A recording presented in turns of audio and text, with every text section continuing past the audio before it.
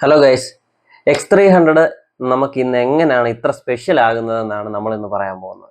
കാരണം ഏറ്റവും മെയിൻ കാരണം അതിൻ്റെ ക്യാമറ തന്നെയാണ്. ക്യാമറ ക്ലാരിറ്റിയുടെ കാര്യത്തിൽ X300 ഒരു മാരക ഫോണെന്ന് തന്നെ പറയാൻ പറ്റും. കാരണം 1,00,000 രൂപയ്ക്ക് കിട്ടുന്ന ഒരു ഫോണുകളിൽ ഇന്ന് മാർക്കറ്റിൽ ഇറങ്ങിയിട്ടുള്ള ഫോണുകളിൽ വെച്ചിട്ട് X300 ഒരു മാരക ഫോൺ തന്നെയാണ്.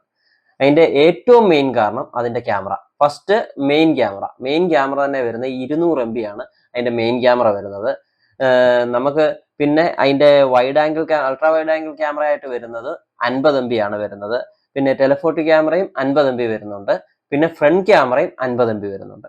അപ്പൊ തന്നെ നിങ്ങൾ ആലോചിച്ചോണം അതിൻ്റെ ഒരു ഫോട്ടോ ക്ലാരിറ്റിയും ഡീറ്റെയിലിങ്ങിനെ കുറിച്ച് നിങ്ങൾ ആലോചിച്ചോണം. നല്ല മാരക ക്ലാരിറ്റി തന്നെ നമുക്ക് അതിൻ്റെ ക്യാമറ ക്ലാരിറ്റി കിട്ടും. പിന്നെ ഏറ്റവും അതുപോലെ തന്നെ നമുക്ക് യൂസ്ഫുൾ ആയിട്ടുള്ള ഒരു കാര്യമാണ് അതിൻ്റെ ഫ്രണ്ട് ക്യാമറയിൽ 4K വീഡിയോ വരെ നമുക്ക് ഷൂട്ട് ചെയ്യാൻ പറ്റും. അപ്പൊ തന്നെ നമുക്ക് അതിൻ്റെ ഒരു ക്ലാരിറ്റിയും കാര്യങ്ങളും ഒക്കെ നമുക്ക് ആലോചിക്കണം. പിന്നെ ജെമിനി പോലുള്ള AI പ്ലാറ്റ്ഫോമുകളെല്ലാം നമുക്ക് അതിനകത്ത് സപ്പോർട്ട് ചെയ്യുന്നതാണ്. അതുപോലെ ഒരു ഓൾറൗണ്ടർ ഫോണായിട്ടും നമുക്ക് X300 നമുക്ക് പിന്നെ വിളിക്കാൻ പറ്റും.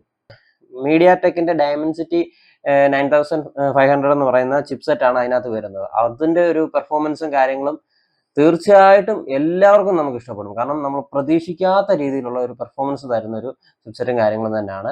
ഇന്ന് 3 വേരിയന്റുകളിൽ ഈ X300 നമുക്കിത് മാർക്കറ്റിൽ അവൈലബിൾ ആണ്. 12GB 256ഉം 12GB 512ഉം 16GB 512ഉം നമുക്കിന്ന് മാർക്കറ്റിൽ അവൈലബിൾ ആണ്.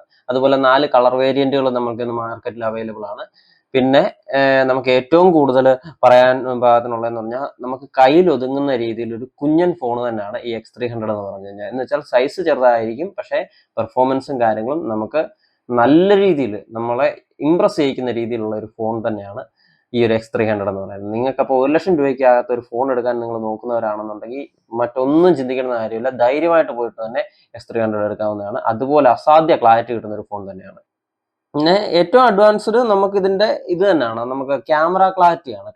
ക്യാമറ ക്ലാരിറ്റിയുടെ കാര്യത്തിൽ ഇതൊരു മാരക ഫോൺ എന്ന് തന്നെ നമുക്ക് പറഞ്ഞ് വിശ്വസിച്ചെടുക്കാൻ പറ്റിയ ഒരു സെറ്റ് തന്നെയാണ് ഈ X300 എന്ന് പറയുന്നത്. പിന്നെ പുതിയതായിട്ട് ഇറങ്ങിയ ഒരു സെറ്റ് ആയതുകൊണ്ട് അത് കുറച്ചൊന്ന് യൂസ് ചെയ്ത് കഴിഞ്ഞ് മറ്റ് റിവ്യൂകളും കാര്യങ്ങളും ഒക്കെ നിങ്ങൾക്ക് ഷെയർ ചെയ്യുന്നതായിരിക്കും. അതുപോലെ തന്നെ ഇതിനകത്ത് OS വരുന്നത് Android 16 ആണ്.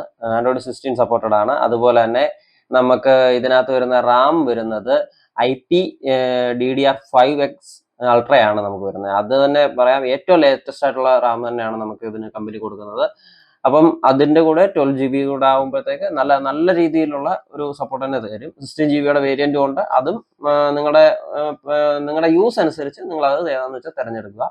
അത്യാവശ്യം ഗെയിമിങ്ങും കാര്യങ്ങളൊക്കെ ഉള്ള ആൾക്കാർക്ക് വരെയും നല്ല രീതിയിൽ സപ്പോർട്ട് ആവുന്ന ഒരു ഫോൺ തന്നെയാണ്.